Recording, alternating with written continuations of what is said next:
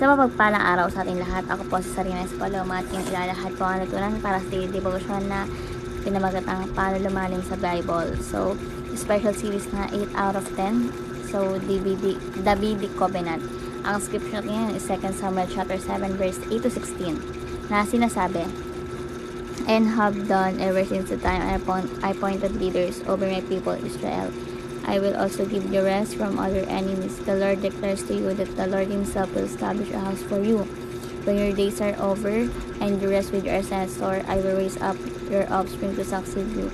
Your own flesh and blood, I will establish his kingdom. He is the one who will build a house for my name. The Lord declares to you that the Lord himself will establish a house for you when your days are over and you rest with our ancestors." So is the one who will build the house for my name, and I will establish the throne of his kingdom forever. So, ang ating katuruan is number 1, David's son will be the builder of the temple. So, meaning kasi ang pangako ng Diyos ay David ay may kinalaman sa pagtatayo ng isang templo na sa una ay natupad ni Solomon. Ngunit ang lubos na katuparan nito ay kay Kristo, na nagtayo ng espiritual na templo ang kanyang iglesia. So, David's son will be the builder of the temple.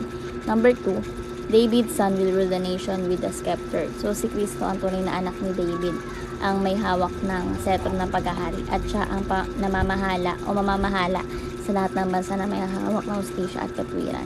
So, David's son will rule the nation with the scepter. And lastly, David's son will rule as the eternal king. So, hindi lamang panandalian na paghahari ni Jesus Christ, kundi walang hanggan. Ang kanyang kaharian ay hindi mawawasak at mananatili magpakailanman. So, bilang application po, number 1, shine by living out of the life of Christ in us. So, bilang bahagi ng spiritual na templo ng Panginoon Yesu Cristo, dapat natin ipakita ang kanyang liwanag sa ating mga araw-araw na buhay.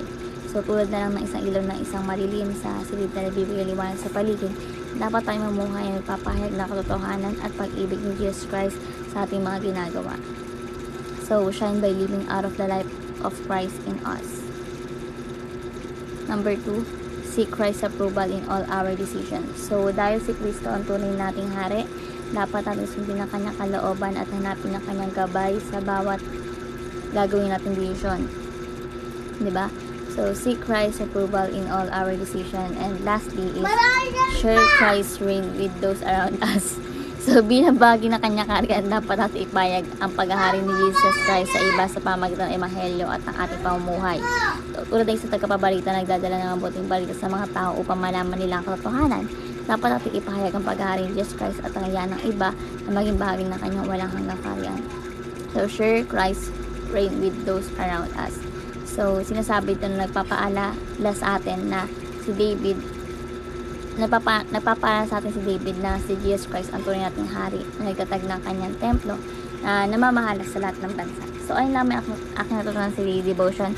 Naway may matutunan kayo, may share sa iba at syempre ma-pray sa ating buhay. Thank you sa pakikinig at God bless po sa ating lahat.